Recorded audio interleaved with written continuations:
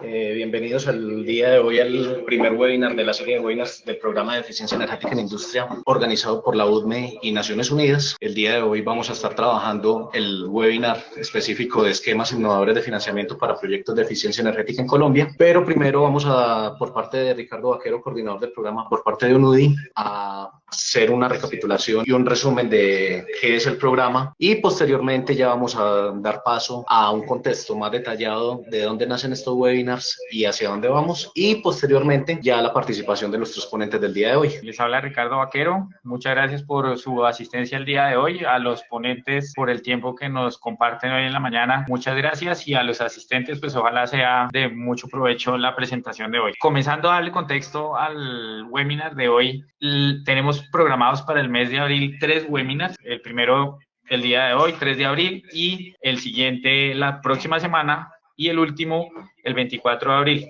Ahí pueden ver los temas que se van a tratar en cada uno de esos eventos. Hemos preparado esta serie de webinars como preparación para el evento de Rueda de Negocios que estamos organizando actualmente y tendrá lugar el 8 de mayo en el Hotel Capital.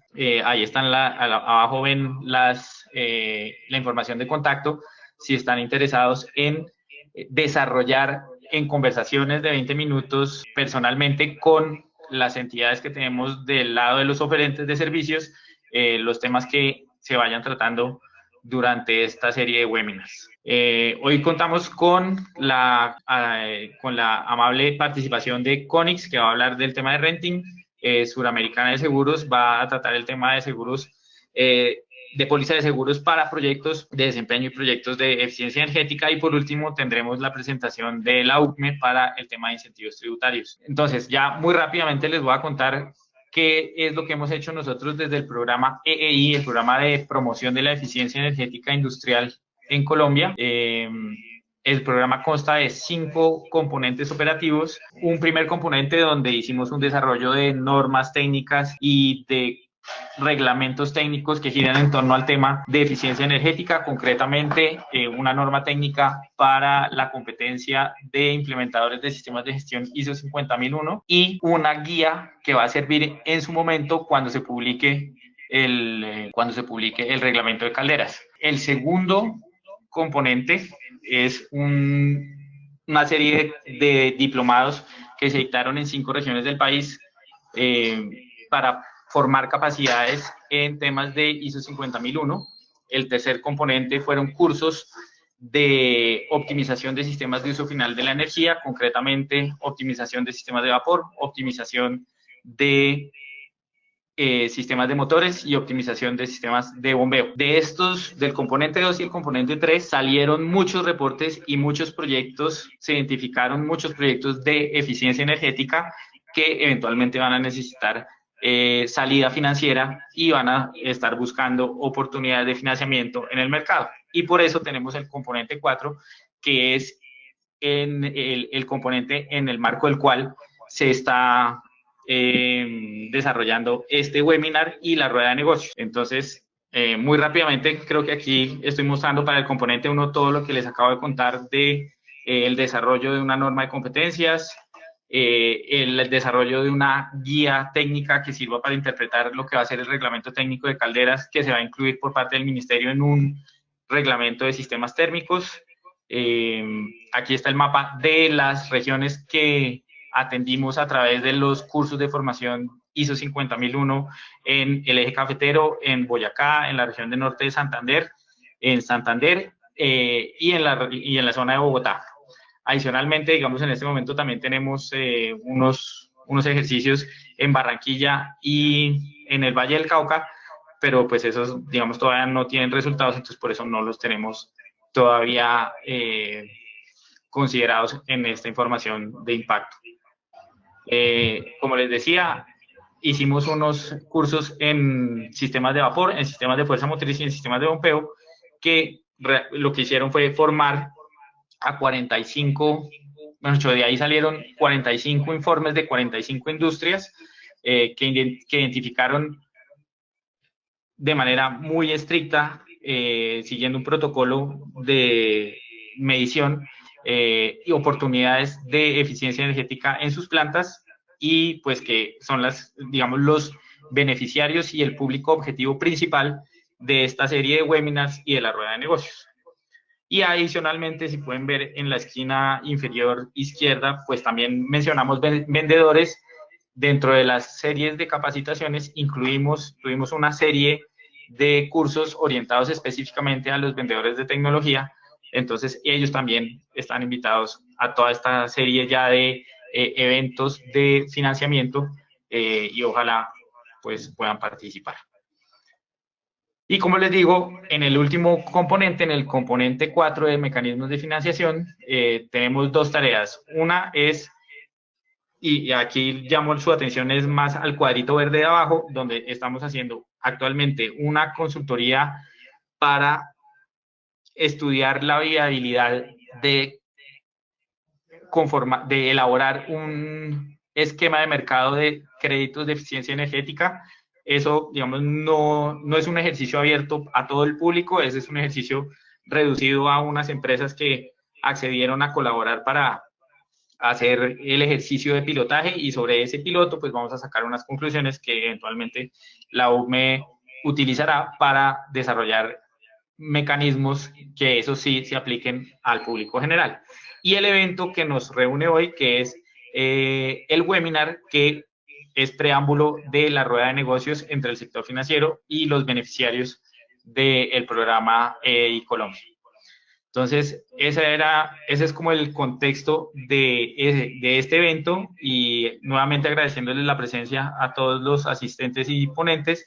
Les cedo la palabra nuevamente a Diego y comenzamos con las presentaciones. Para dar un poco más de contexto, qué es lo que hemos realizado desde la consultoría financiera para los potenciales proyectos. Inicialmente se hizo un estudio de mercado de opciones de financiamiento para los proyectos y los potenciales proyectos derivados del programa EI Colombia en el mercado, tanto fuentes de financiamiento convencionales de la banca, bien sea banca multilateral, banca de desarrollo, banca comercial.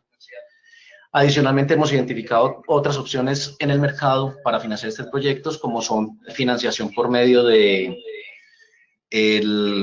empresas de servicios públicos, empresas de servicios energéticos, que en el mercado se conocen como las ESCOs, y adicionalmente tenemos también la posibilidad de contar con empresas proveedoras de tecnología que no ofrecen la financiación convencional de crédito con proveedor, sino que están financiando propiamente los proyectos de eficiencia energética a mediano o largo plazo. Y adicionalmente identificamos algunos esquemas interesantes, y por eso que es el día de hoy, que están agrupados dentro de los esquemas innovadores de financiamiento, que si dos de ellos bien no son propiamente opciones de financiamiento, son esquemas o productos que viabilizan la implementación de proyectos de eficiencia energética, como es el caso del seguro de eficiencia energética que ofrece Sura, donde cuando hay una relación del cliente con una empresa, con un proveedor, y ese proveedor le vende el proyecto en términos de alcanzar con una promesa de ahorros, entonces esta póliza cubre al cliente si no se llegara a alcanzar esa promesa de ahorros ofrecida. Adicionalmente, vamos a contar con la participación de la UDME, revisando la parte de incentivos tributarios para proyectos de eficiencia energética, donde perfectamente caben los proyectos derivados del programa EI Colombia. Y adicionalmente tenemos la participación de una empresa de renting, que aunque es una opción de financiación de proyectos de eficiencia energética, es algo que no es lo más convencional en el mercado en el día a día, en el momento, en la actualidad en el país. Entonces, por eso la hemos involucrado dentro de este bloque de esquemas innovadores. Entonces, para comenzar el webinar del día de hoy, le damos la bienvenida a Juan José Romero, gerente regional de Bogotá de la empresa Conix, y quien nos va a impartir cómo es el modelo de renting. Vía chat nos pueden ir haciendo las preguntas mientras vayan surgiendo, y finalizando la presentación de Juan José vamos a estar haciendo las preguntas pertinentes. Ok, discúlpenme por problemas técnicos de última hora. Mientras reorganizamos el problema de conexión con Conix, vamos entonces a dar paso a la presentación de la UDMI. Omar, muchas gracias por acompañarnos. Es el Centro Nacional Especializado de la Subvención de Demanda de la Unidad de Planeación Minoenergética, UNME. quien nos estará acompañando hoy a realizar la presentación sobre incentivos tributarios para proyectos de eficiencia energética. Bueno, muy buenos días a todos. Gracias a Diego y a Ricardo nuevamente por la introducción. Como ya se mencionó, mi nombre es Omar Báez, trabajo en la UVME en temas de eficiencia energética y fuentes no convencionales de energía. Vamos a revisar un poco el tema de las opciones que hay para optar por incentivos tributarios para estos dos temas. Recordar que existen incentivos para eficiencia y para fuentes no convencionales, que son similares, tienen trámites similares, pero tienen algunas diferencias que vamos a mirar ahora en detalle. En general, recordar también que hay varios intervinientes en el proceso. Por supuesto, el solicitante, por un lado. Posteriormente, nosotros en la UME hacemos una evaluación energética del proyecto. Luego, la ANLA, Autoridad Nacional de Licencias Ambientales, hace una evaluación ambiental. Y en la medida que corresponda, si, como es el caso de la mayoría de las solicitudes que recibimos que involucran equipos importados, pues con la DIAN directamente en la aduana. Recabamos en el tema de que los solicitantes deben ser también proactivos, en el sentido de que el tiempo que pasa entre el momento en que se obtiene el concepto de la certificación de la UVME, deben ellos iniciar el trámite también ante la ANLA. Y recordar que es muy importante repasar la normatividad, porque pues allí es donde están todos los requisitos, la forma como se deben presentar las solicitudes y los tiempos de evaluación y todo eso. Bueno, en generalidades de la normatividad, pues vemos que los temas de eficiencia energética y de fuentes no convencionales de energía tienen dos grandes normas a nivel nacional, dos grandes referentes, la Ley 697 del año 2001 y la Ley 1715 de 2014. Ambas leyes son para los dos temas, para eficiencia y para fuentes no convencionales, pero la primera tiene un énfasis en el tema de eficiencia energética, por eso la gente la conoce como la ley de URE, de uso racional de la energía, y la segunda, la 1715, tiene un énfasis en el tema de fuentes no convencionales, por eso la gente la conoce como la ley de renovables. En la ley 697 se creó el PROURE, el Programa de Uso Racional y Eficiente de la Energía, y de la mano de ese programa se han expedido dos planes de acción, uno en 2010 con una visión 2010-2015 que se prorrogó hasta 2016. Ese plan de acción se promulgó con la resolución 180919 de 2010 del Ministerio de Minas y Energía y posteriormente, dados los cambios normativos y ciertas condiciones a nivel nacional, se promulgó el Plan de Acción Indicativo de Eficiencia Energética 2017-2022, que es el que estamos ejecutando. Ese plan se adoptó con una resolución también del Ministerio de Minas y Energía, la 4286 de 2016. Estos planes pues tienen unos objetivos generales y específicos y unas metas de aprovechamiento del potencial de eficiencia energética que tenemos a nivel nacional, que en general es bastante, sobre todo en los sectores de mayor consumo, que son transporte e industria. Recordemos que de toda la energía que consume el país, el sector transporte representa alrededor del 40%, el sector industria alrededor de un 29%, residencial como el 17% y el terciario alrededor de un 6%. Entonces, entre industria y transporte tenemos alrededor del 70% del consumo a nivel nacional y allí también es donde más pérdidas tenemos, principalmente por usos térmicos. Entonces, los planes de acción tienen también unas metas asociadas de aprovechamiento de ese potencial. En cuanto al tema de eficiencia energética, los incentivos de los cuales hablamos son exclusión de IVA y beneficios en renta, que hoy existen dos, deducción de renta líquida y descuento en renta. Estos últimos en renta pues son excluyentes. Un usuario o una empresa determinada puede optar de manera simultánea por el beneficio de exclusión de IVA y por alguno en renta, pero en renta pues necesariamente debe escoger porque no puede aplicar deducción y descuento sobre el mismo proyecto.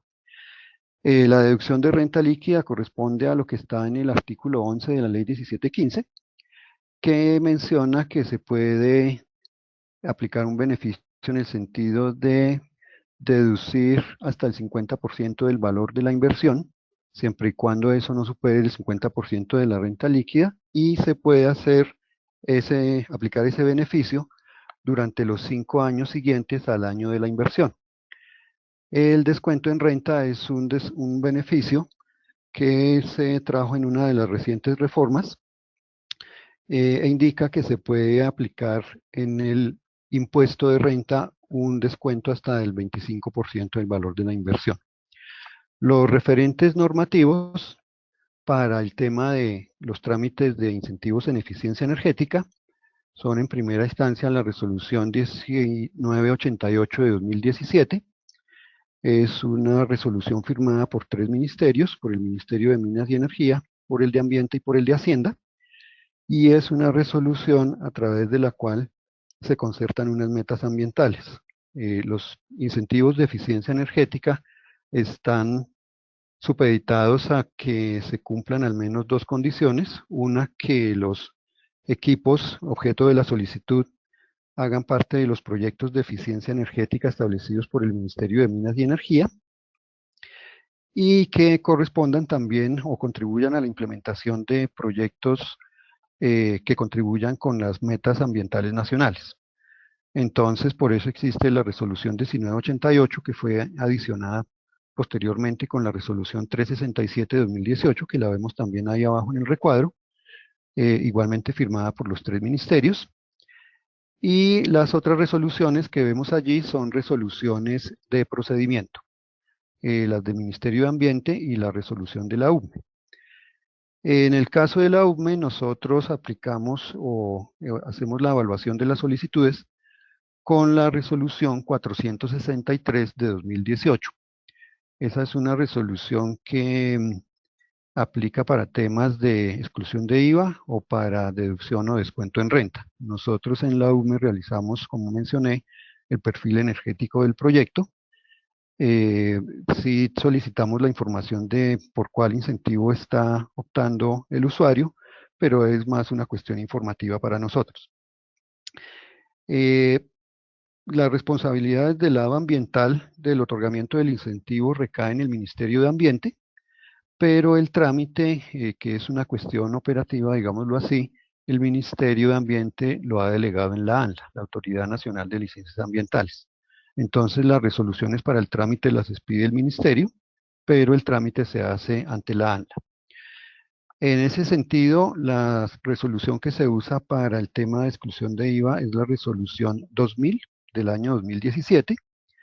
La resolución que se usa para deducción de renta líquida es la resolución 1283, modificada por la 1303, esta última de 2018. Y si el usuario pretende incentivos en descuento en renta, en el impuesto de renta, debe usar la resolución 509 de 2018. Entonces, dependiendo del incentivo por el cual vayan a optar, deben aplicar uno u otro acto administrativo a la hora de hacer la solicitud ante la ANLA. Es importante tener en cuenta también que ante la ANLA las solicitudes deben ser independientes de acuerdo al incentivo que se vaya a solicitar. Para el caso de fuentes no convencionales de energía, los incentivos de los cuales hablamos están relacionados con exclusión de IVA, exención de arancel, depreciación acelerada y deducción de renta líquida. Corresponden a los artículos 11, 12, 13 y 14 de la ley 1715. Y los referentes normativos son el decreto 2143 de 2015, que adiciona el decreto 1073, el decreto único del sector de minas y energía, y las resoluciones pues de la UME, la 703, que es una resolución que expedimos en diciembre del año pasado. La resolución se firmó el 14 de diciembre, pero salió publicada en el Diario Oficial el 19, entonces rige a partir del 19 de diciembre. Con esa resolución derogamos la 045 con la que habíamos trabajado desde el año 2016.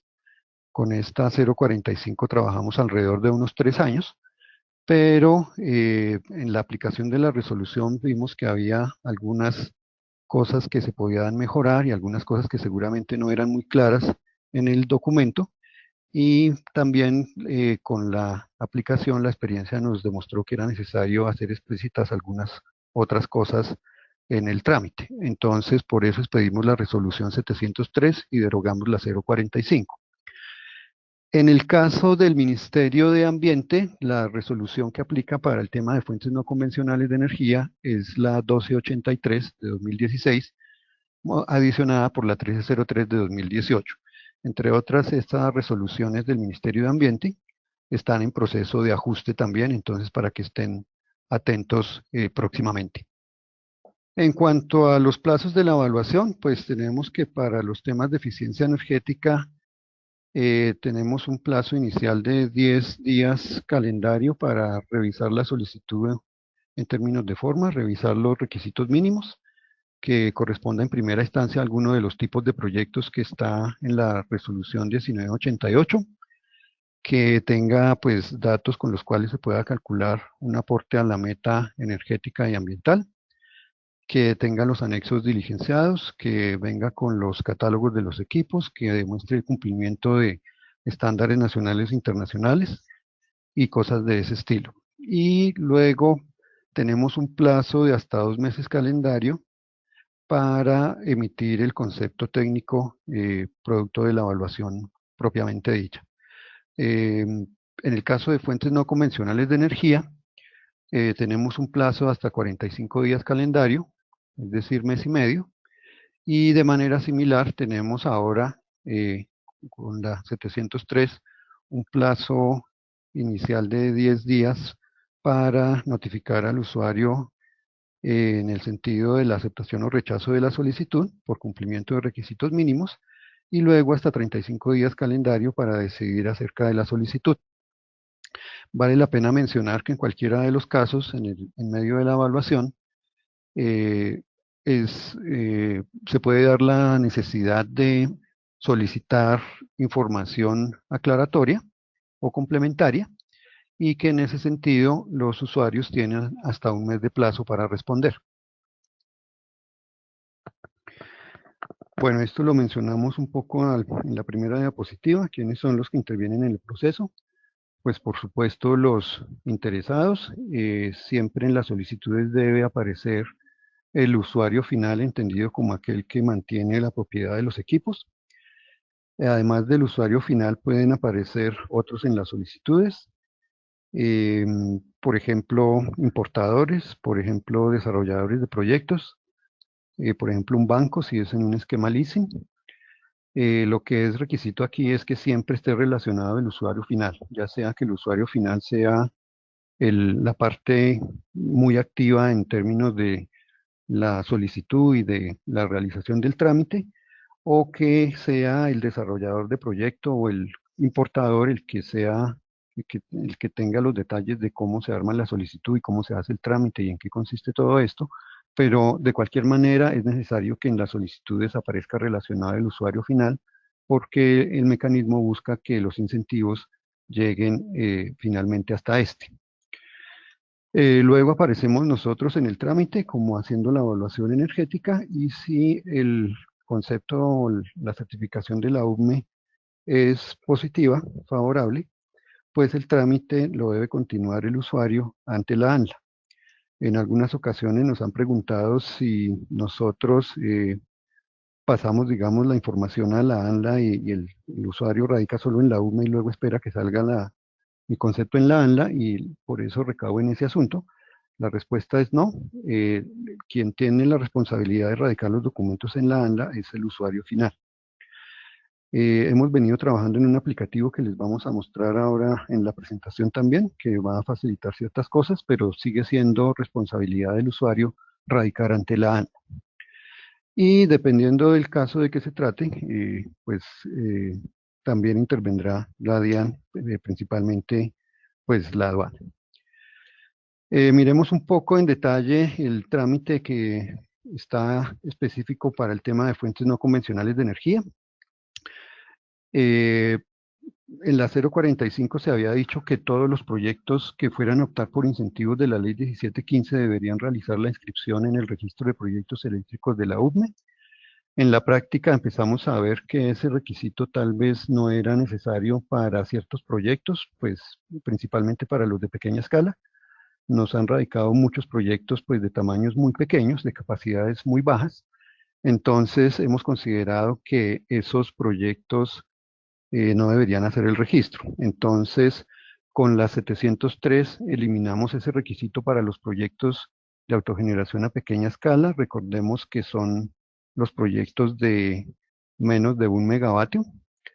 La ley 1715 le puso a la UME la tarea de establecer el límite entre la pequeña y la gran escala en autogeneración, y la UME pidió la resolución 281 de 2015, indicando el límite que aparece aquí en la presentación. Entonces, en esta nueva etapa del proceso, con la expedición de la resolución 703, ya los proyectos menores a 1 megavatio no requieren hacer el registro, pasan directamente a la evaluación de incentivos. Los otros que no deben hacer el registro son los proyectos que estén en etapa de medición para caracterización de potencial energético, y por supuesto los proyectos que no sean de generación de electricidad tampoco deben hacer el registro eléctrico. Los proyectos que sean mayores a 1 megavatio pues sí deben hacer ese trámite.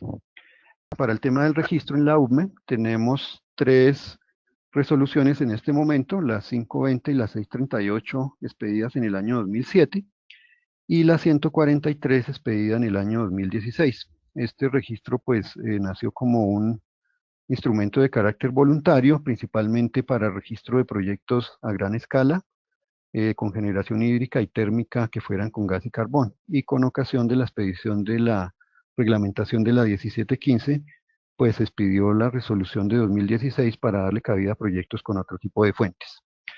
El registro tiene 3 fases: la fase de prefactibilidad, la de factibilidad y la de diseño, y dependiendo de la fase, pues los requisitos serán mayores o menores.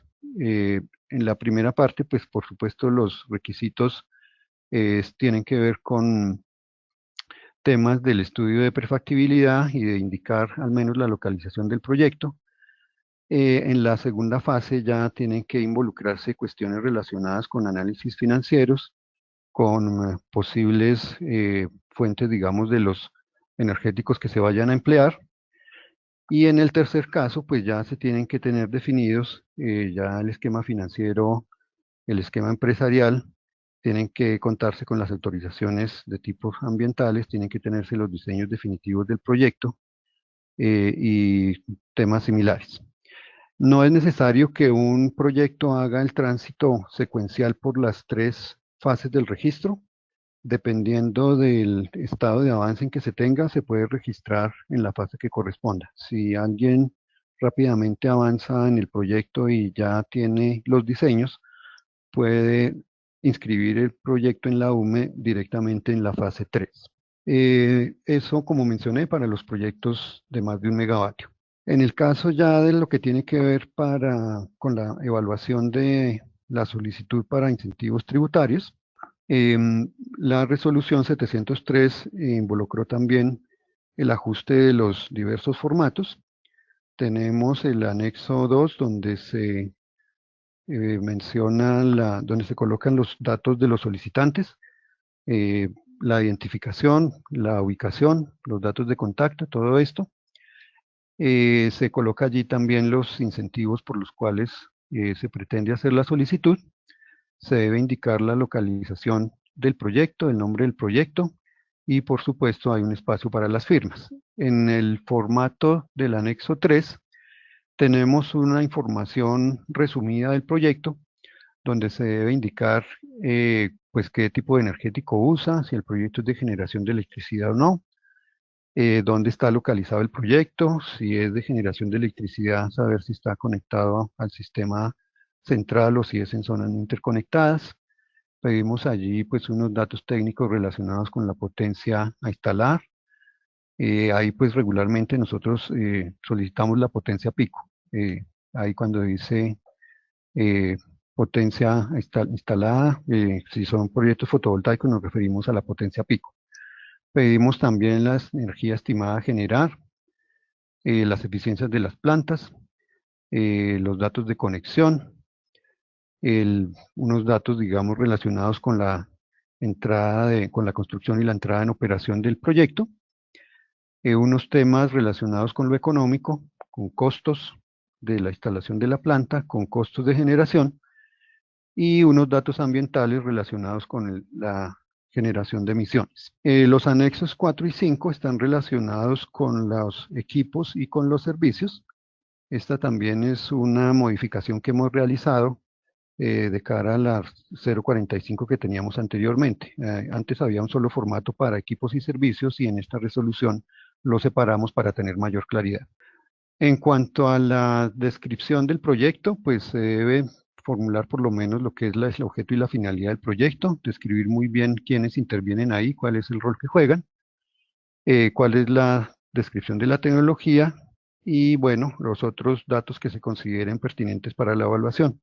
En general, si son proyectos de los cuales podemos tener una simulación, es interesante también tener el software de salida. Una cosa muy importante, describir la función tanto de los equipos como de los servicios y colocar los soportes del caso. En esta resolución figura también que se deben adjuntar los soportes de los servicios, ya sea como ofertas comerciales, cotizaciones, contratos o similares. Se deben adjuntar los catálogos de los equipos, donde se indique el cumplimiento de estándares de calidad. Si el catálogo no lo indica, se debe adjuntar algún documento adicional. Y los planos del proyecto. Estos son indicadores del tema de lo de fuentes no convencionales de energía. Hemos recibido hasta febrero 547 propuestas, de las cuales han recibido aval ya 387. Algunas de las diferentes del diferencial están en estudio y otras han sido rechazadas o archivadas porque el solicitante desistió. Como ven ahí, pues ese 387 corresponde al 70% de las 547 que se han tramitado. 91% corresponde a proyectos solares y de todos esos proyectos el 93% corresponde a proyectos de menos de 1 megavatio. En cuanto a los sitios donde se están realizando proyectos de este estilo, como verán, en casi todos los departamentos nos han radicado solicitudes. Solamente faltarían en esa lista, si mal no estoy, Arauca y Nariño, pero en casi todos los departamentos se han estado haciendo proyectos. La capacidad total de lo que se ha radicado nos suma ya 2.000 megavatios. Buena parte de esos proyectos pues se ha realizado, otros están en fase de ejecución, pero digamos esa es como la perspectiva. Y aquí vemos en esta diapositiva la proporción, digamos, entre la cantidad de proyectos por capacidad y por tipo de fuente. Entonces, como mencionamos anteriormente, vimos que la mayoría son de pequeña escala y muchos son solares y los pocos que son eólicos suman una capacidad importante. En este momento hay una capacidad similar en proyectos eólicos y solares, pero los eólicos son apenas 6 y los solares son casi 350. La última gráfica nos muestra los sectores donde se han radicado solicitudes, principalmente en terciario, muchos techos de oficinas y centros comerciales y cosas de ese estilo. Siguiente. Bueno, esto fue parte de lo que acabamos de mencionar, lo que tiene que ver con la actualización de la resolución. Hicimos una revisión muy detallada de los requisitos, revisamos requisitos comunes entre la UME y la ANLA, y pusimos en marcha el tema de la ventanilla única de trámites de incentivos. Miremos ahora el tema que tiene que ver con eficiencia energética. Pues ya mencionamos que el referente para el otorgamiento de estos incentivos Son principalmente los planes de acción de eficiencia energética creados con la ley 697. Bueno, corresponde a las primeras de las solicitudes que nos radicaron cuando empezamos a hacer nuevamente los trámites después de la actualización del marco normativo. Nos han llegado muchos proyectos en alumbrado público y muchos en transporte. Nos han llegado pocos en industria. Este también es un llamado para que las industrias, pues, por favor, nos radiquen más proyectos. Esto nos muestra un flujo de cómo se hace la evaluación para el tema de eficiencia energética, que es similar a como lo hacemos en fuentes no convencionales de energía también. Se hace el ingreso de la solicitud, se revisa el tema del cumplimiento de los requisitos mínimos en el plazo de los 10 días que tenemos inicialmente. Si no cumple con los requisitos, pues se rechaza. Si cumple con los requisitos, se acepta para la evaluación técnica, y en ese tenemos el plazo de los 2 meses calendario, el lapso en el cual se puede dar la posibilidad de solicitar información aclaratoria. Igual cuando se tenga la información completa, pues se continúa el plazo de se continúa la evaluación y se elaborará el concepto en el sentido que corresponda. Recordemos que los incentivos para eficiencia energética aplican para todos los sectores de consumo prioritario: transporte, industria, terciario y residencial. Miremos en las siguientes diapositivas un poco el detalle de a qué cosas aplica. Para el tema de transporte, el incentivo aplica para usos de gas natural, en general en los diferentes segmentos, para uso particular, para transporte público, con un énfasis en el tema de masivo, haciendo la aclaración de que cuando nos referimos a uso de gas natural, queremos ahí referirnos a que son vehículos dedicados a gas natural, no a los convertidos, sino a los que desde la fábrica han sido concebidos para funcionar con ese energético. Y en el caso de electricidad, tenemos pues también para transporte público y privado, en general para los vehículos, para los sistemas de cable, como los que hay en Medellín o aquí en Bogotá. Y destacar allí que además el incentivo en este caso aplica a la estación de recarga y a la subestación para alimentar esa estación de recarga. En el tema de industria, los incentivos pues los hemos discriminado un poco por el tema de los energéticos. Entonces, en el caso de energía eléctrica, hablamos de temas de fuerza motriz, que aplica a motores, a bombas y a variadores, aires acondicionados, iluminación, calor directo e indirecto, que en el caso de la industria no es muy común que se generen procesos de calor con electricidad, pero donde los hay, esos consumos son importantes. En el caso de combustión, pues también aplican incentivos para combustión con sólidos y con gaseosos. Ahí nos referimos principalmente a medidas relacionadas con aislamiento térmico, con instalación de quemadores eficientes en hornos y calderas. Hay unos tipos de quemadores que son recuperativos y regenerativos, entonces queremos promocionar mucho ese tipo de medidas. También lo que tiene que ver con calor residual industrial, que no son medidas muy difíciles de implementar y sí pueden tener unos potenciales importantes de aprovechamiento. En ese sentido hablamos también de las tuberías para recuperación de calor, las calderas y los equipos de cogeneración, que los vamos a mirar un poquito en detalle en la siguiente diapositiva. Y algo que nos ha parecido también muy importante en el país, que es el tema de los sistemas de gestión de la energía. Colombia ya pues ha tenido una experiencia importante en este tema. Desde el gobierno estamos convencidos de las bondades de este modelo y por eso lo hemos colocado con nombre específico en el plan de acción, y derivado del plan de acción hemos especificado que este tipo de acciones también sea merecedora de los incentivos. En este caso hacemos la aclaración de que en el plan de acción figura el impulso a la implementación de estos sistemas, pues en el sentido de que la gente los conozca, los apropie, los use, los implemente y los mantenga, sin necesariamente llegar a la certificación. Para el caso de la aplicación del incentivo, sí estamos poniendo como requisito que quienes pretendan el incentivo deben estar en camino de la certificación. Revisando un poquito con más detalle lo que tiene que ver con las principales medidas de aprovechamiento de eficiencia energética en la industria, Pues tenemos lo de fuerza motriz, principalmente lo que tiene que ver con la instalación de motores eficientes, que como sabrán, pues el referente que nosotros usamos es el contenido en el RETIG, y lo que pretendemos es que haya una sustitución de motores de eficiencia baja y de eficiencia estándar hacia las eficiencias que vemos en la diapositiva: eficiencia alta o IE2, eficiencia premium, eficiencia super premium. En la práctica, pues lo que esperaríamos es que hubiera eh, instalación de motores con eficiencia alta y premium. La super premium está todavía, digamos, como acabando de posicionarse en el mercado, pero las otras pues están disponibles ya desde hace un tiempo importante. Entonces esperaríamos que el incentivo moviera las instalaciones hacia motores de eficiencia alta y premium.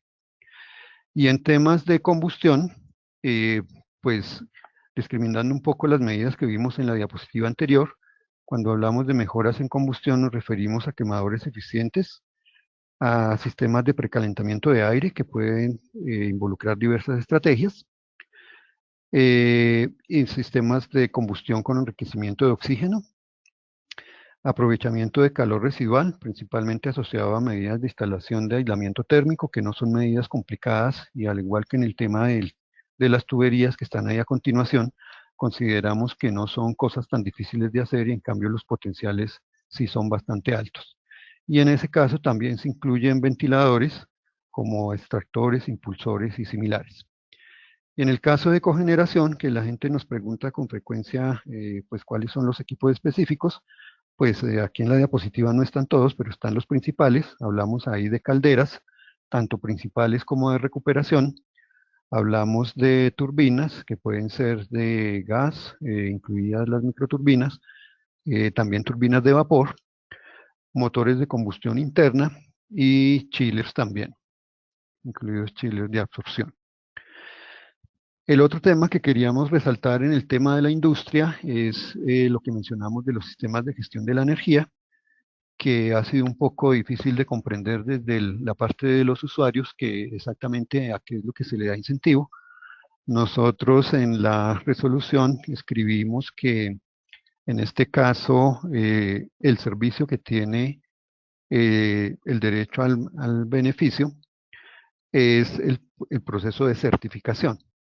Entonces aquí se muestra un poco en un diagrama eh, cómo es el proceso, digamos, de certificación de una organización determinada, y hasta donde termina la franja roja, digamos que tenemos un hito importante, que es la solicitud de auditoría para la certificación. Ese es, digamos, el elemento que nos muestra a nosotros el punto de quiebre para poder determinar cuándo una organización está en proceso de certificarse. Cuando alguna organización determinada quiere iniciar el proceso de certificación, debe hacer un alistamiento, debe llegar a un punto donde se haga lo que se llama la auditoría interna, y esos son, digamos, ya resultados previos que se deben mostrar al momento en que se va a contactar a un certificador para iniciar el proceso. Es decir, el certificador no arranca de cero, sino que cuando la empresa que está interesada en la certificación lo contacta, el certificador ya le va a pedir algunas cosas que debe tener, que debe haber avanzado la empresa para poder iniciar el trámite. Y en medio de la certificación, el proceso de certificación, pues hay algunos hitos también que se surten allí, hasta llegar a la parte ya de la auditoría de certificación, en cuyo caso, si se cumplen con todos los requisitos del caso, pues se procederá con la expedición del certificado correspondiente. Entonces, digamos, el momento a partir del cual se puede tramitar el incentivo en la UME es a partir de la franja roja que dice solicitud de auditoría de certificación, porque el documento que nos sirve a nosotros en la UME para poder proceder con el aval del incentivo es un pronunciamiento, digámoslo así, del ente certificador, diciendo que la empresa en cuestión está en proceso de certificarse. Mirando rápidamente lo que tiene que ver con el sector terciario, pues de manera similar a lo de industria, pues también en usos eléctricos se aplican temas de fuerza motriz, lo de tema de aire acondicionado, iluminación y sistemas de alumbrado público que se ha estado moviendo bastante. En temas de mejora y diseño de construcción arquitectónica, también hablamos allí de la certificación de las edificaciones en temas ambientales o energéticos. También aplica incentivo para temas de pinturas atérmicas, extractores eólicos y aislantes térmicos para edificaciones. También los temas de medición inteligente y, al igual que en el caso de la industria, también los temas de gestión integral de la energía. Y en el sector residencial, el incentivo aplica a temas de iluminación, también al tema de edificaciones y a una de las estrategias que ha venido liderando el Ministerio de Ambiente, que tiene que ver con el sector rural, y es el tema de las estufas mejoradas de leña, porque el país sigue usando leña en el sector rural con los impactos energéticos, con los impactos ambientales y con los impactos en salud. ¿Cómo es el trámite de la solicitud para eficiencia energética? Pues la resolución 463 están los requisitos donde se dice que se debe hacer la descripción detallada del proyecto, se deben adjuntar los catálogos de los equipos o las fichas técnicas, se deben también las certificaciones correspondientes, tener los planos donde corresponda. Si son proyectos que tienen que ver con temas de combustión en la industria y esas cosas, se deben adjuntar los balances de masa y energía. Y tenemos unos anexos a esa resolución con 4 pestañas. La primera es igualmente los datos de contacto de los solicitantes. La segunda tiene que ver con una matriz energética de la organización para darnos un poco un contexto de dónde se está haciendo el proyecto. La tercera tiene que ver con la descripción ya del proyecto que se pretende realizar para optar por los incentivos de eficiencia. Allí se debe colocar una pequeña descripción, los indicadores con los cuales se hará seguimiento al proyecto, el cumplimiento de normas y se debe hacer identificar la ganancia energética del proyecto. Y en la pestaña 4 de ese archivo Excel tenemos los datos técnicos de los equipos por los cuales se pretende el incentivo, indicando ahí los costos discriminando el IVA. Y estos son finalmente los indicadores que tenemos para el tema de eficiencia. La franja azul corresponde a los proyectos que hemos recibido en temas de industria. La franja verde oscura está relacionada con los proyectos que hemos recibido en el sector terciario y la verde clara a los proyectos de transporte. Entonces, como verán allí en la gráfica, los proyectos que más hemos recibido están en el sector terciario y en el sector transporte.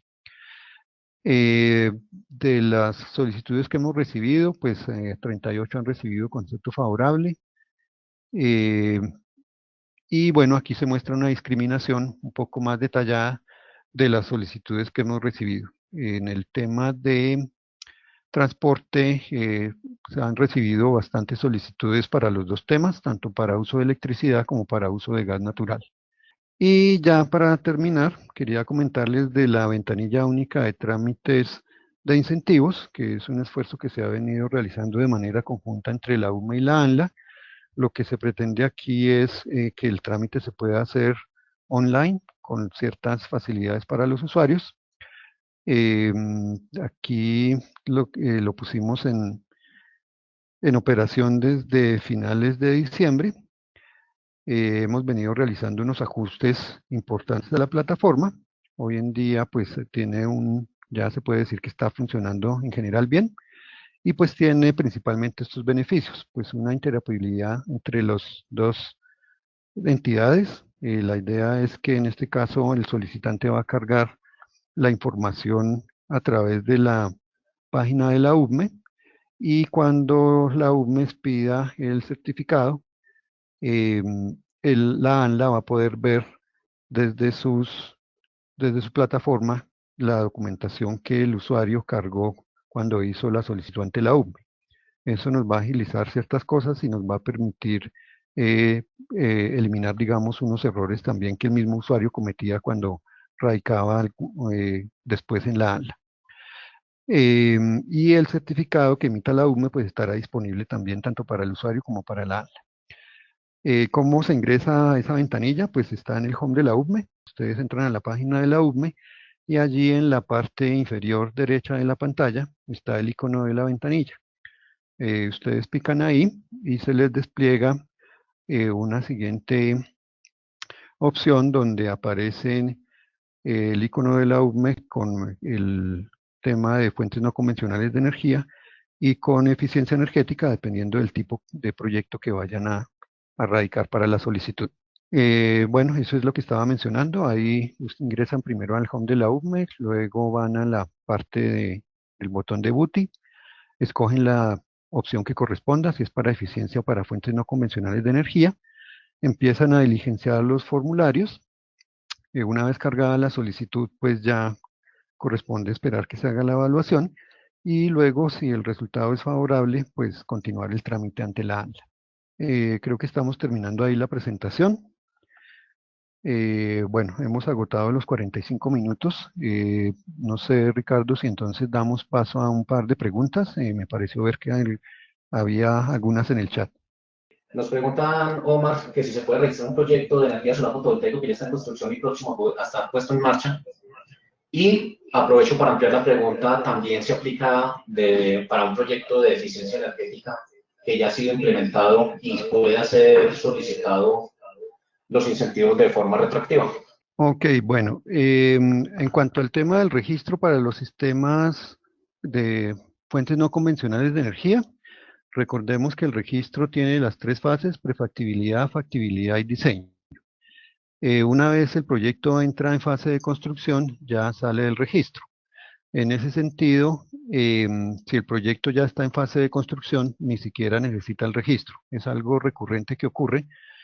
Muchas de las respuestas que salen de la UME de proyectos que están solicitando el registro es: su proyecto no necesita registro porque ya está en construcción.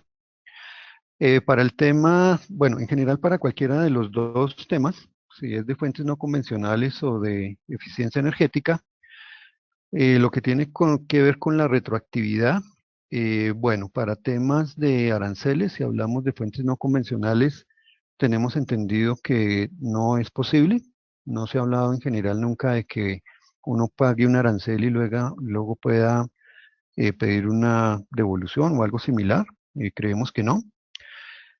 Con los otros incentivos, pues depende del que se trate. En general, si es para temas de renta, pues lo que hay que tener en cuenta son los hitos de la reglamentación, en el sentido de en qué momento se estableció ya el otorgamiento de los incentivos. En el caso de fuentes no convencionales de energía es el decreto 2143, que es del 4 de noviembre, y como en ese caso el plazo, si hablamos de deducción de renta, es de 5 años siguientes al año de la inversión, entonces todavía proyectos que se hayan hecho, no sé, en 2016, 2017, todavía en este momento podrían pedir beneficios de deducción de renta. De manera similar, en el caso de eficiencia energética, pues los hitos son la expedición de los decretos, que son del año 2017, y si es para deducción de renta, pues aplicaría algo similar. Si es para descuento en renta, en el caso de eficiencia, pues hay que tener en cuenta que el estatuto dice que el beneficio es aplicable en el año gravable en el que se realizó la inversión. Entonces ahí habría que tener en cuenta esa cuestión, y seguramente en muchos de los casos pues no sería posible aplicar la retroactividad.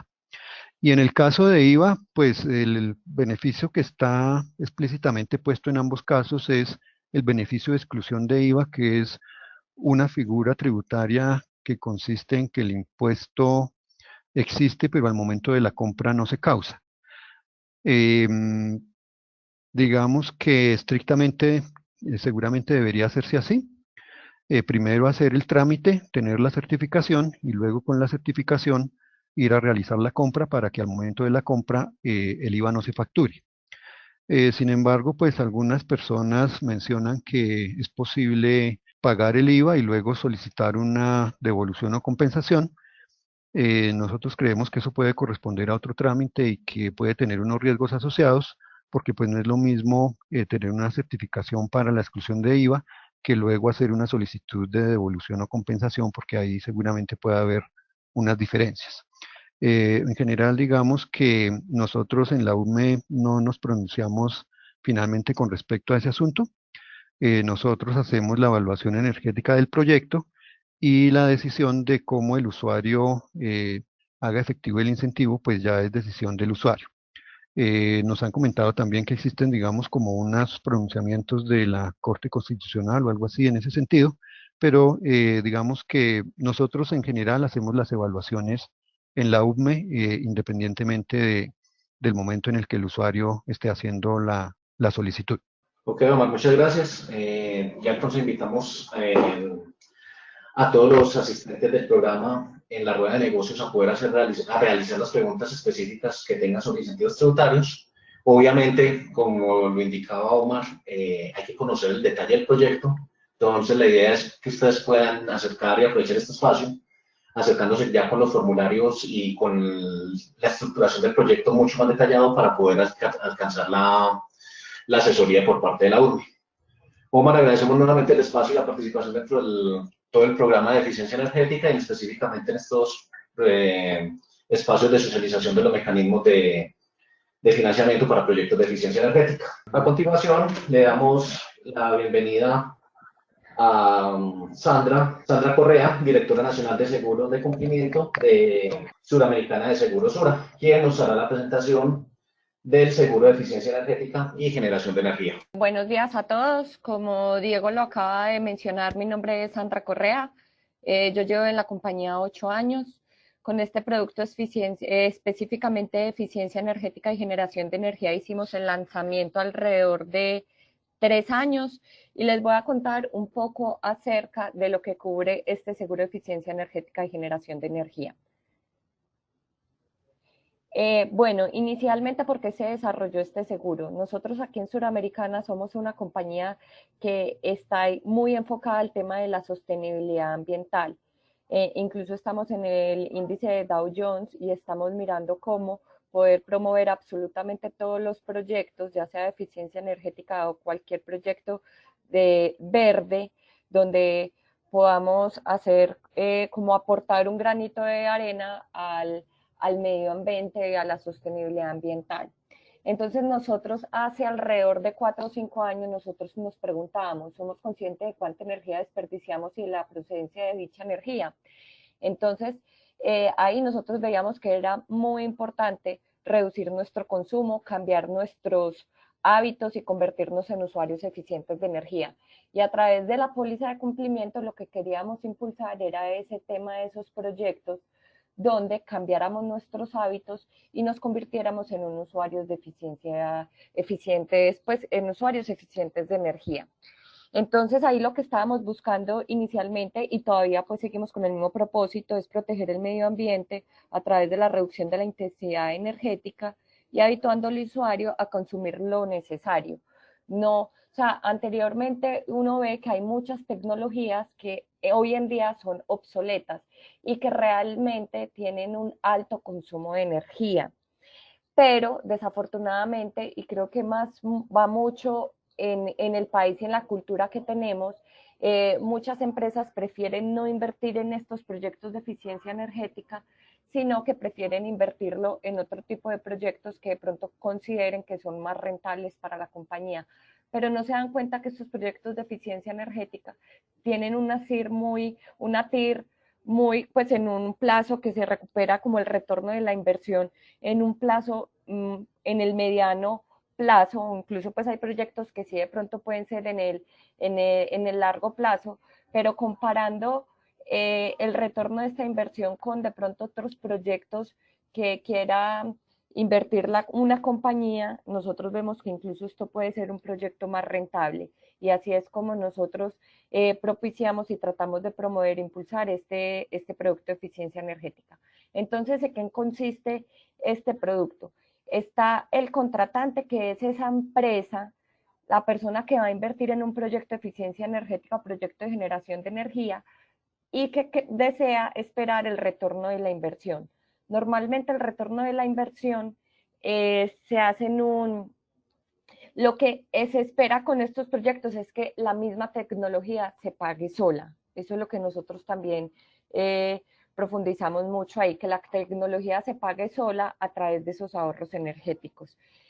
¿Quién es el obligado? Y como lo mencionó Diego al principio de esta charla, la ESE o la ESCO, hay empresas de servicios energéticos como la ESE o una ESCO, o también le llaman diferentes nombres como proveedor de ingeniería o desarrollo de proyectos, que es aquella empresa que hace y realiza toda la instalación de los equipos y promete el retorno de esa inversión.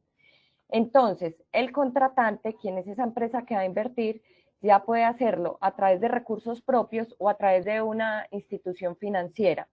Entonces, ahí él, como dice, y es un voto de confianza, y porque es la póliza, es preciso para garantizarle esa confianza y darle esa confianza al contratante de que él no va a perder su dinero, que en caso de que la tecnología no cumpla con el desempeño, o sea, con lo que le había prometido ese proveedor de ingeniería, entonces la póliza le va a pagar ese diferencial que tiene que ver con lo que él está prometiendo. ¿Cuáles tecnologías están habilitadas? Entonces, nosotros aseguramos proyectos donde se quiera hacer cambios o implementación de calderas, paneles solares, aires acondicionados, cogeneración de energía, iluminación, turbinas, plantas eléctricas y equipos para eficiencia energética. Entonces, cualquier proyecto que se quiera implementar este tipo de tecnologías, nosotros como compañía de seguros estamos habilitados y aptos para poder asegurar estos proyectos. Inicialmente, cuando hicimos el lanzamiento hace 3 años, estaba enfocado únicamente en proyectos de eficiencia energética. Entonces, hace 3 años, cuando hicimos el lanzamiento, estábamos enfocados únicamente a cubrir lo que ese proveedor de ingeniería, ese desarrollador de proyectos estaba prometiendo a través de la tecnología un ahorro energético. Entonces, siempre va a existir un ahorro energético estimado y el ahorro energético efectivo del proyecto. Entonces, la póliza lo que viene a cubrir es ese diferencial. Si se le había prometido un ahorro energético, es decir, yo te voy a hacer todo el cambio del sistema de aires acondicionados y anteriormente tú te gastabas 100 unidades energéticas y con esta nueva tecnología, esta nueva tecnología verde te vas a gastar es 70 unidades de energía, pues va a haber un ahorro de 30 unidades de energía. Entonces, el seguro ya lo que va a garantizar son esas 30 unidades de energía. Entonces, si al final no se logró 70, sino que se ahorró incluso, pues el ahorro fue de 80, no de 30, sino de 20, entonces nosotros pagamos ese diferencial que es esas 10 unidades energéticas. Y ya cuando estábamos nosotros en conversaciones con los clientes, veíamos mucho que ya aquí en Colombia hay un auge muy importante, no solo en proyectos de eficiencia energética, sino en todo este tema de paneles solares. Entonces ahí fue cuando nosotros hace un año hicimos un rediseño del producto y también lo que queríamos era también garantizar no únicamente sus proyectos de eficiencia energética, sino aquellos proyectos que utilizan una fuente no convencional y que al final del día igual va a haber una reducción en la huella de carbono y un ahorro energético porque estás utilizando una fuente alternativa de energía. Entonces lo ampliamos para estos temas, estos proyectos que lo que se promete es una generación de energía. Y lo mismo, opera de la misma manera. De la otra forma, lo que garantizamos es el ahorro. Y aquí lo que se garantiza es preciso ese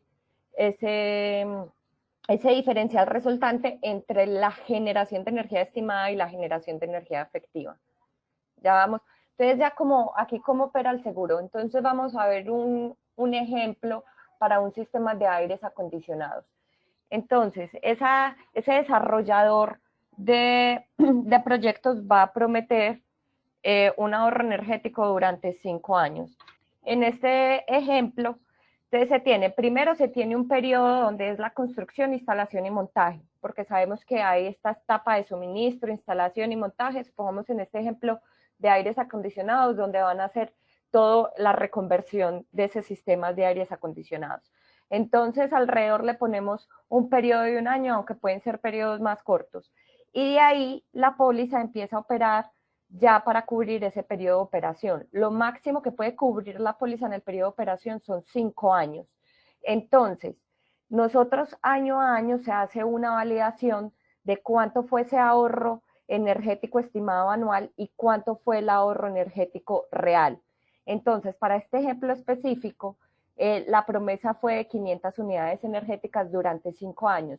Quiere decir que al primer año el ahorro, pues si lo hacemos de manera lineal, el ahorro va a ser de 100 unidades energéticas. Entonces, ahí al primer año de verificación uno verifica, listo, se había prometido para el primer año 100 unidades energéticas, entonces ya miramos cuánto fue lo real y cuánto fue lo estimado.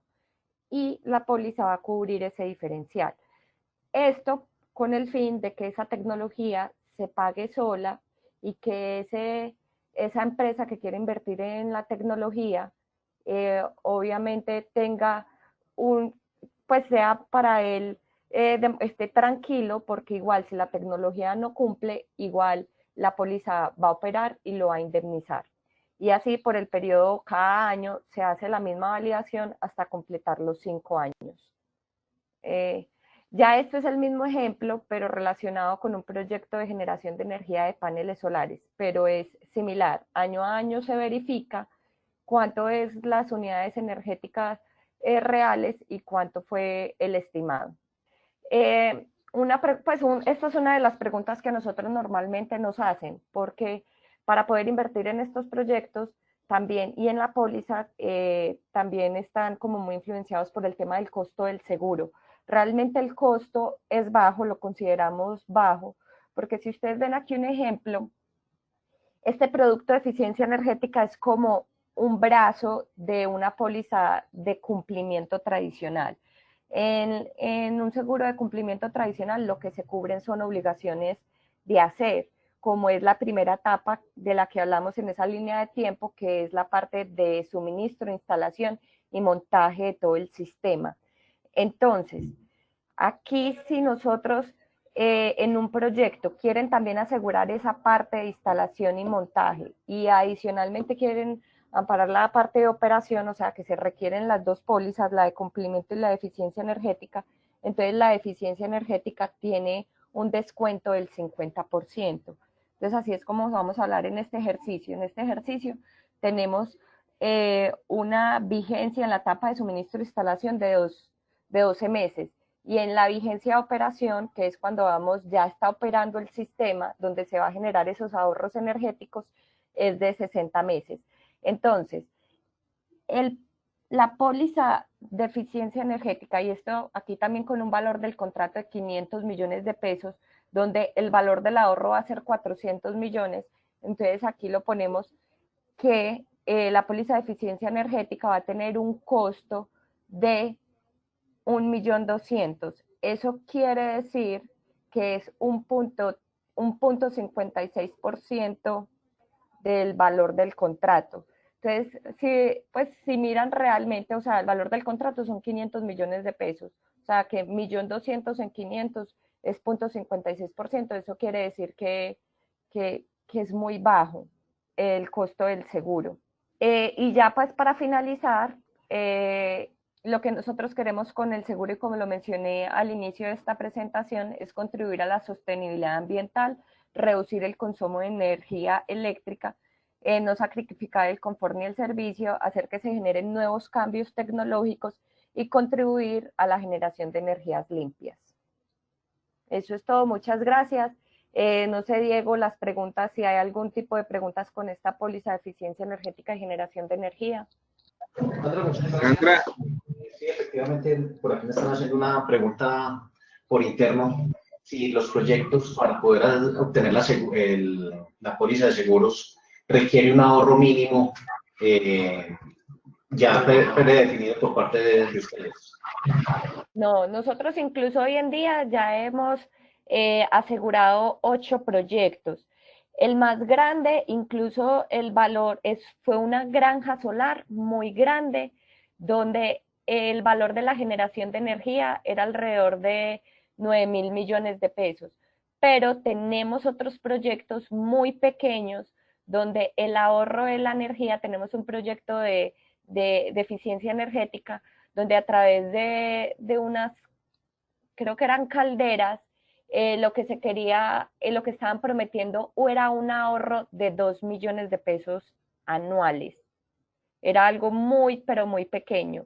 Entonces, nosotros, incluso, como nosotros no tenemos historia con estos proyectos, porque es algo nuevo en Colombia, nos gustaría incluso iniciar con proyectos más bajitos. Estamos abiertos a revisar cualquier tipo de proyectos, pero nos gustaría conocer mucho más cómo se comporta a través de estos proyectos más bajos, pero no tenemos esa limitación de un mínimo, un máximo sí lo tenemos, y el máximo es por proyecto de 10.000 millones de pesos. Ok, Sandra, muchas gracias. Y última pregunta que nos hacen aquí en el chat.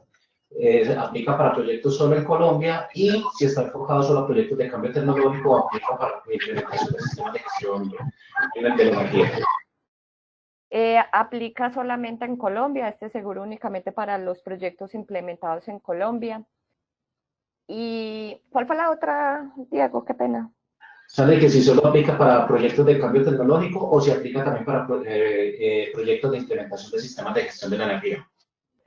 Bueno, no solo para cambios tecnológicos, o sea, también estamos asegurando proyectos, incluso de proyectos no únicamente existentes, sino también proyectos nuevos, cuando apenas van a construir un centro comercial, donde le quieran implementar estos nuevos sistemas de generación de energía. Entonces aplica para cualquier tipo de proyectos nuevos o existentes. Ok, Sandra, muchas gracias. Ya con esto entonces damos finalizado la sesión de preguntas y de Sura. Entonces ya continuando con la programación y que ha sido variada en el desarrollo del webinar del día de hoy. Entonces retomamos la presentación con Juan José Romero, gerente regional Bogotá de la empresa Conis, quien nos va a estar explicando y presentando el tema de renting para proyectos de eficiencia energética. Juan José, muchas gracias por acompañarnos y bienvenido. Buenos días, muchas gracias por el espacio, mil disculpas por el problema técnico de ahorita, pero bueno, queremos ya poder dar continuidad pues con el temario. Muchas gracias a todos por el espacio. Voy a arrancar contándoles un poquito quién es Conis. Conis es una compañía, primero que todo, del sector real. No somos sector financiero, no somos banco, no prestamos plata, pero nos dedicamos a un producto bien financiero, que es el arrendamiento de activos fijos productivos, que se conoce como renting. Nosotros tenemos un modelo implementado ya hace 31 años, es decir, Conis es la compañía de renting más antigua y hoy por hoy la compañía más grande de renting no bancarizada del país. Es una compañía que hoy cuenta con sedes en Bogotá, Cali y Medellín, fundada en Medellín. Tenemos presencia a nivel nacional, tenemos una base más o menos de 430 clientes, dentro de los cuales atendemos 15 de las 100 empresas más grandes del país. Es una compañía que tiene una composición accionaria, la mitad es de una familia que fue la fundadora de la compañía, y la otra mitad es de un fondo de inversión privado que se llama Candeo Fund, que conforma una holding de 13 compañías en Colombia, Perú y México. Les cuento esto es para darles tranquilidad pues, en cuanto al soporte financiero o al músculo que tenemos detrás para soportar las operaciones. Esta es una compañía que nació haciendo el modelo inicialmente en tecnología informática y hace unos 6 años abrimos el modelo para otro tipo de tecnologías y hoy es más fácil hablar de qué no hacemos en renting, de qué sí hacemos. No hacemos vehículos y no hacemos obras civiles. Todo lo demás es susceptible dentro de un modelo de renting. En la modalidad pues, de industria que nosotros llamamos infraestructura empresarial, empezamos a desarrollar negocios y nos encontramos con una beta bien interesante de negocios de eficiencia energética. Nosotros hacemos el arrendamiento de todos los sistemas que vayan enfocados, bien sea a reducir consumos de energía o bien sea a generar propiamente la energía, apropiando diferentes tecnologías. Digamos que el modelo nuestro es un modelo más financiero que no depende del modelo técnico, para eso pues están los partners, pero lo importante es que el modelo incorpora esas tecnologías y se las lleva al cliente final mediante un modelo de arrendamiento que tiene diferentes características. Es un modelo que permite hacer el uso de los bienes o servicios. Nosotros inclusive no hablamos de activos, sino que hablamos de soluciones completas en las cuales incluimos todo lo que el activo requiera para funcionar correctamente. Es decir, incluimos mantenimientos, incluimos diseño, ingeniería, instalaciones, monitoreos remotos, garantías extendidas, seguros. Nosotros empaquetamos toda una solución en un contrato que se le lleva al cliente mediante un cobro mensualizado y que incluye absolutamente todos los servicios. Esos niveles de servicio pueden ser tan corticos o tan largos como el cliente lo requiera. Ahí es importante definir que la configuración de la solución en cuanto a lo técnico y al precio de esa solución la definen entre el cliente y su proveedor. Nosotros simplemente hacemos el apalancamiento, garantizando que todos los niveles de servicio que el cliente requiera estén incluidos dentro del contrato, ¿sí? Entonces, es un producto que se confecciona como un traje a la medida, dependiendo de lo que el cliente vaya requiriendo. Inclusive nosotros tenemos un esquema de facturación flexible, o cuando se dan proyectos por fases, contractualmente nosotros tenemos un solo contrato marco, y cada negocio o cada avance lo vamos llevando a una acta o adenda independiente de ese contrato, y funciona en la facturación de manera independiente. Entonces, esto nos permite llevar un control, o al cliente le permite llevar un control por sus centros de costos, dependiendo pues del avance de los proyectos que se vayan realizando. El foco del producto es que el cliente no distraiga sus recursos, no distraiga su endeudamiento en cosas que no debería tener. Si bien a todos los clientes les interesa ahorrar energía, digamos que los activos de eficiencia energética o de generación no son activos de core para las compañías. Entonces, por eso se quedan muchas veces por fuera de CAPEX, se quedan por fuera de presupuesto, y estos proyectos se pueden viabilizar por el lado de renting. Nosotros hacemos una comparación con la figura más parecida a nosotros, que es el leasing o crédito. En cuanto a lo tributario, estamos hablando de que el producto de nosotros es un producto 100% OPEX, es decir, el canon se contabiliza 100% como gasto, y esto va a tener un impacto de tipo tributario, lo que hace que el cliente tenga menos utilidades, por ende menos impuestos, versus una figura de leasing o crédito tradicional, donde al gasto solamente se van a poder llevar los intereses de la cuota y la depreciación, pero no el abono a capital. Mientras que en el caso de renting, todo el canon es 100% descontado como gasto. Ahora, cuando nosotros este tipo de tecnologías las acoplamos, en las tecnologías de eficiencia energética o de generación de energía, las acoplamos a un modelo de renta, nos olvidamos un poquito de este tema tributario, y al cliente se le presenta es como una sustitución del gasto. Es decir, va a cambiar un gasto de energía por un gasto de renting, y lo que buscamos en estos modelos es que el cliente, con el ahorro obtenido por la tecnología, pague el canon y le sobren recursos, le sobre dinero. No es un modelo ESCO. Nosotros tenemos un canon fijo durante toda la vida del contrato para la solución, y el ahorro es todo para el cliente. Nosotros no vamos a ir en esa porción de ahorro, sino que financieramente se vende mejor como una sustitución de gastos. Hemos encontrado que para viabilizar estos proyectos energéticos de eficiencia energética hay digamos que los negocios avanzan desde lo técnico, pero cuando llegan a las áreas financieras de los clientes se frenan. Digamos que el punto es que, si bien las tecnologías van enfocadas a reducir los consumos de energía, financieramente no solucionan el problema, porque es cambiar un OPEX, como es el gas, el consumo de energía, que es un gasto, cambiarlo por un CAPEX, bien sea recursos propios del cliente, bien sea un crédito o una financiación, crea una dicotomía financiera, es cambiar un OPEX por un CAPEX, mientras que en el modelo de renting es cambiar un gasto por otro. Es importante mencionar que Conix tiene un contrato de renting que cumple los 8 parámetros de NIF 17, es decir, que es un contrato que se puede descontar como gasto, no solamente en norma colombiana, sino en normas internacionales. Hoy por hoy tenemos el único contrato en Colombia que cumple las 8 características de NIF para que el cliente se pueda descontar los gastos, el canon como gasto. La más importante de las 8 que ahí están en la diapositiva es que el arrendador, o sea, nosotros asumimos todos los riesgos asociados a la tecnología. Ese es el motivo por el cual nosotros incluimos todos los niveles de servicio para garantizar que la solución funcione correctamente. Porque el fondo jurídico del contrato nuestro es un cobro por uso. Es decir, si la tecnología no está disponible para funcionar, no podemos cobrar canon.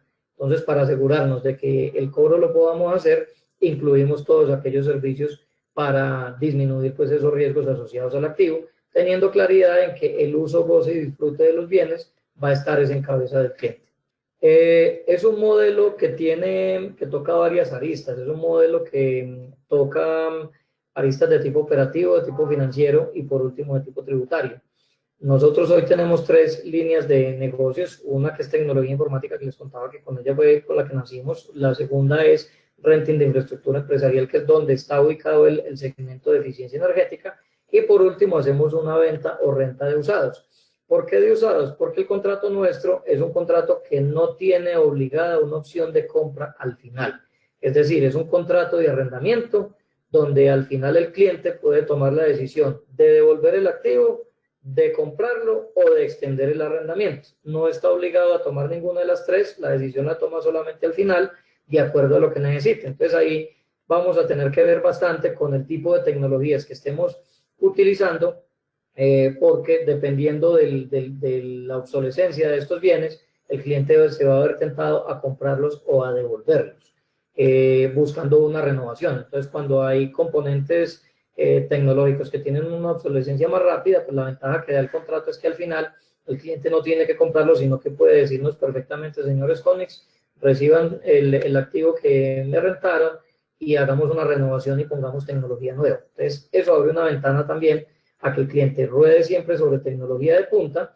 y que no esté obligado a quedarse con los activos como si sucede en una figura de leasing financiero.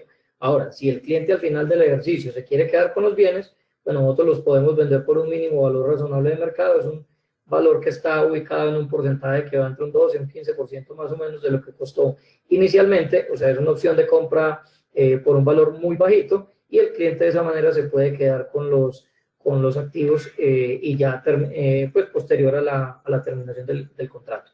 Importante mencionar que el contrato tiene una duración definida y esa duración definida va a depender del tipo de tecnología y más o menos el tiempo que nosotros tenemos para todo este tipo de negocios de eficiencia energética lo tenemos ubicados entre 12 y 60 meses. Para los temas de generación de energía, dependiendo de la tecnología que sea, podemos ir en modelos hasta 20 años, sobre todo pues en el tema fotovoltaico. Cuando hablamos de generación de energía térmica por motores o por turbinas, por ejemplo, vamos en el contrato hasta el tiempo de overhaul de los equipos, que normalmente está dado entre 6 y 7 años, dependiendo pues del fabricante y del uso. En esta diapositiva se puede ver todo lo que nosotros podemos rentar, es básicamente lo que les decía, excluimos todo lo que es obra civil y vehículos, pero todos los activos que tenga una compañía en su interior son susceptibles de un modelo de renting, y de hecho hemos hecho ejercicios de entregar fábricas a la medida o empresas a la medida. Aquí es importante tocar que por planes de ordenamiento territoriales muchas de las compañías se están trasladando y están haciendo sedes nuevas y ahí hay una oportunidad para que esos clientes en esas nuevas sedes implementen desde el cero proyectos de generación de energía o de eficiencia energética. Entonces, no solamente nos quedamos pues en el activo que nos atañe pues en este momento, sino que si el cliente quiere que le complementemos con otro tipo de bienes, de tecnología, de logística y demás, pues estamos en la capacidad de hacer empresas llave en mano y tenemos casos de éxito donde hemos entregado plantas completas en renting al cliente final, haciendo una integración de múltiples proveedores.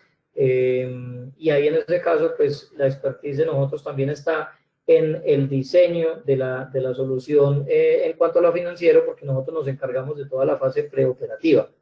Es decir, nosotros nos encargamos de hacerle a los proveedores todos los anticipos. Si hay que hacer importación de los equipos, los podemos hacer. Tenemos la capacidad pues, de comprar en el exterior y traer. Y el cliente se le quita esa fase preoperativa que es tan dolorosa. Nosotros nos encargamos de eso. Al cliente, cuando ya recibe entera satisfacción, se le activa el contrato y empieza a pagar canon mes vencido. Entonces, esa fase preoperativa, nosotros nos encargamos de hacerla, nos encargamos de constituir con los proveedores las pólizas que se requieran para garantizar que el proveedor entrega lo que prometió en el tiempo que prometió. Porque como el contrato es un cobro por uso, entonces tenemos que garantizar que se entregue bien la solución, que empiece a funcionar correctamente, para que el cliente comience a disfrutar de ella. Entonces, esa es una parte también bien importante. Haciendo un corto resumen pues, de todo lo que les acabo de contar, pues el renting es una figura que da múltiples ventajas de tipo operativo.